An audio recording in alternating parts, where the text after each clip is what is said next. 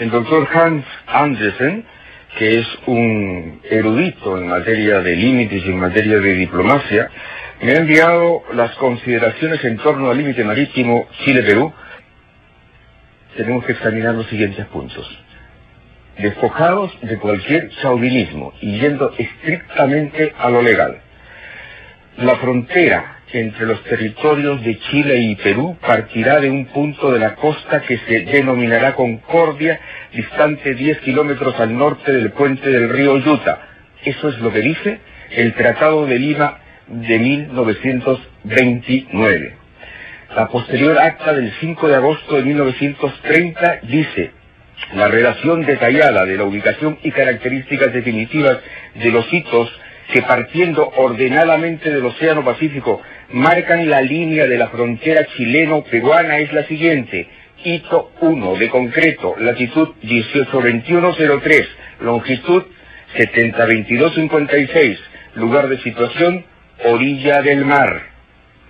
Luego, el 1 de agosto de 1947, el decreto supremo que da el Perú señala: en una zona comprendida entre estas costas y una línea imaginaria paralela a ellas y trazada sobre el mar a una distancia de 200 millas marinas medida siguiendo la línea de los paralelos geográficos. Declaración de Santiago, suscrita por Perú, Ecuador y Chile, 18 de agosto de 1952, párrafo sexto. Si una isla o grupo de islas pertenecientes a uno de los países declarantes estuviera a menos de 200 millas marinas de la zona marítima general que corresponde a otro de ellos, la zona marítima de la isla o grupo de islas quedará limitada por el paralelo del punto en que llega al mar la frontera terrestre los estados respectivos. Otro punto. Luego, el 18 de agosto de 1952, los tres países firman el tratado que crea la Comisión Permanente del Pacífico Sur. Los delegados de Perú, Ecuador y Chile reconocen la delimitación marítima como el paralelo que parte del punto en que la frontera terrestre de ambos países llega al mar. Será esgrimido por Chile en las negociaciones. El 4 de diciembre del 54, Ecuador, Perú y Chile suscriben el convenio sobre zona especial fronteriza y dicen que las embarcaciones de poco porte, carentes de instrumental, producen con frecuencia de modo inocente y accidental violaciones de la frontera marítima entre los estados vecinos. Y el párrafo primero de la parte resolutiva dice: establécese una zona especial a partir de las 12 millas marinas de la costa del paralelo que constituye el límite marítimo entre los dos países. El paralelo no es la línea oblicua hacia el sur, sino la línea perpendicular hacia el mar. Por último, en la resolución suprema del 12 de enero del 55, en donde se dice: considerando que es menester precisar en los trabajos cartográficos y de geodesia la zona marítima peruana de las 200 millas, se resuelve. La indicada zona está limitada en el mar por una línea paralela a la costa peruana y a una distancia constante esta de 200 millas náuticas. Hay algo más. En el tratado de 1954 hubo algunas cosas que no se aclararon. Se aclararon, sin embargo, el 26 de abril de 1968, con un documento que fue aprobado por las respectivas cancillerías. ¿Qué dice ese documento? Dice: el gobierno del Perú aprueba en su totalidad los términos del documento firmado en la frontera peruano-chilena el 26 de abril de 1968 por los representantes de países referentes a la instalación de marcas de enfilación que materialicen el paralelo de la frontera marítima. Esto ya es absolutamente explícito. ¡Qué duro papel!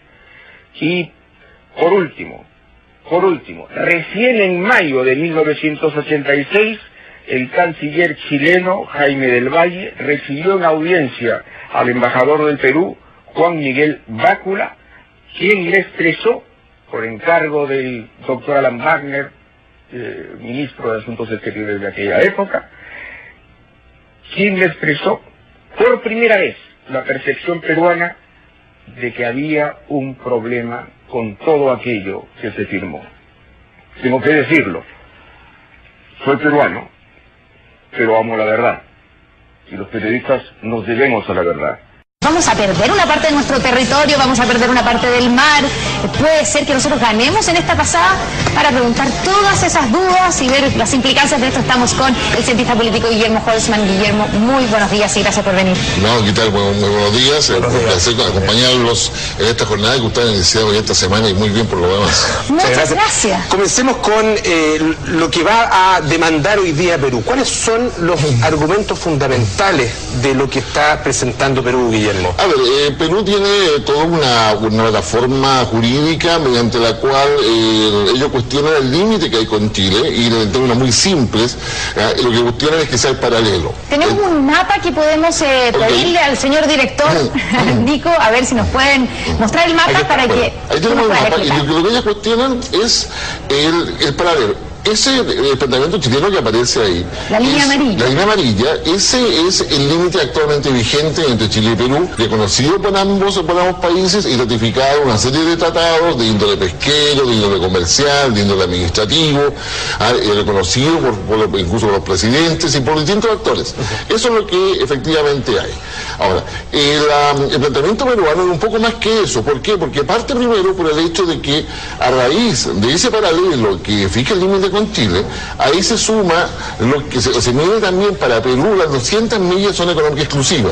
Es decir, las 200 millas de zona económica exclusiva para Perú se miden también los paralelos.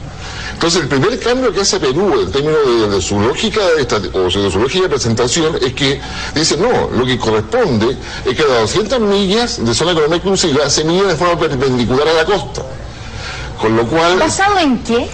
Basado en el derecho internacional y lo que normalmente en muchas naciones se ha realizado cuando no existen tratados específicos, como es el caso de Chile y Perú. O sea, tienen un argumento que es válido. En el derecho internacional en el fondo prima el criterio peruano, no el chileno. Exactamente, y además, por eso te digo, aquí hay que entender muy bien que Perú tiene una estrategia a largo plazo en esto. O sea, por algo en el gobierno de Toledo se aprobaron las líneas de base, que son el paso previo para poder fijar la perpendicular para medir las 200 millas.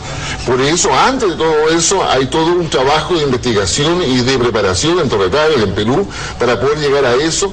Es extraño, Toledo termina con menos del 10%, y sin embargo esa ley se aprueba prácticamente por unanimidad. Yo diría que Perú tiene una estrategia muy bien montada en esta cosa que tiene esta primera parte. En primer lugar, su estrategia es, a los ojos de la Haya, aumentar correctamente su zona económica exclusiva, midiéndola a partir de las perpendiculares de la costa.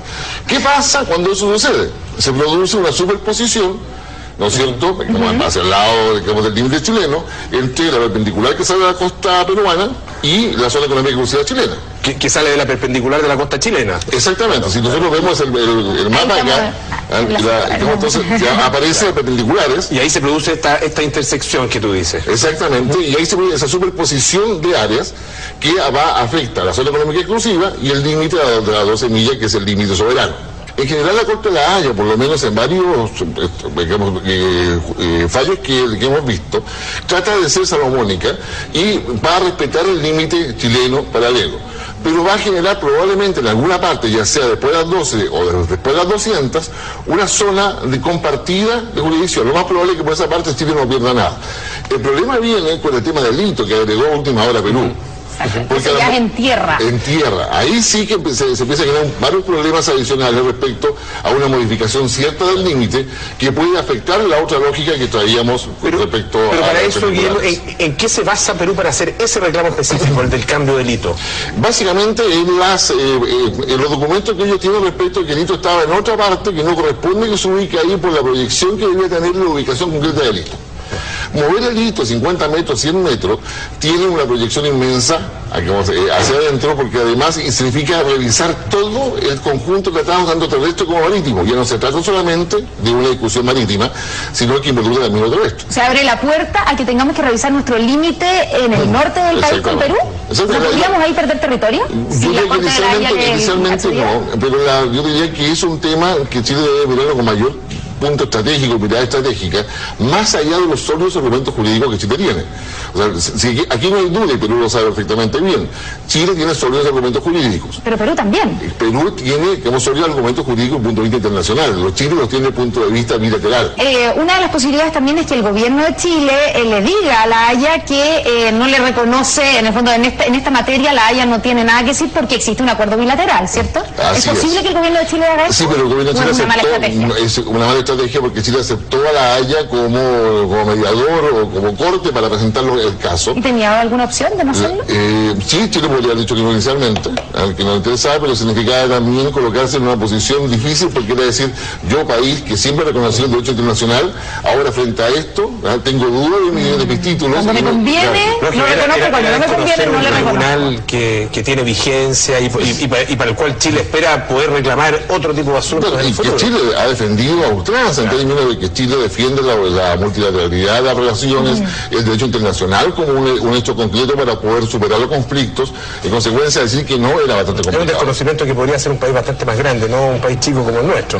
Exactamente, pero acá quizás lo que hay que rescatar es que Chile, a raíz de esto, por otro conflicto futuro que se avisoran, debe de una mirada de más largo plazo para poder saber cuáles son los intereses que están en juego realmente, más allá de lo que es evidentemente jurídico. ¿Qué es lo que viene ahora para terminar? Chile va a hacer probablemente una estrategia de reunir a los asesores, va a hacer la consulta con el legislativo y va a plantear el tono de su respuesta y ver cómo va a responder conforme sea la presentación que está haciendo Perú.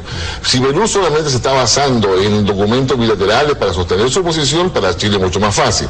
Si Perú agrega a eso jurisprudencia internacional de derecho marítimo o asociado a las delimitaciones terrestres, se hace más complejo. Que probablemente lo haga. Que probablemente lo haga. ¿Por qué se hace más complejo? Porque en ese caso La Haya tiende mucho más a ser salomónica y trata de no ir un gana-gana para un país. Sino y los salomónicos Chile sí que tiene que perder. Sí, algo va a perder en ese sentido. ¿Tenemos posibilidades reales, Guillermo, de ganar aquí o no? Yo creo que desde el punto de vista jurídico, a quien tú le preguntes te va a decir que tenemos toda la de ganar. Yo creo que este tema lamentablemente no se va a zanjar solamente por lo jurídico, sino que se va a zanjar más bien por la visión salomónica o una visión mucho más ecuánime, si tú gusta, desde el punto de vista de La Haya. Guillermo Holtzman, te agradecemos mucho esta conversación con En Boca de Todos. No, gracias a ustedes. Que estén muy bien. Gracias.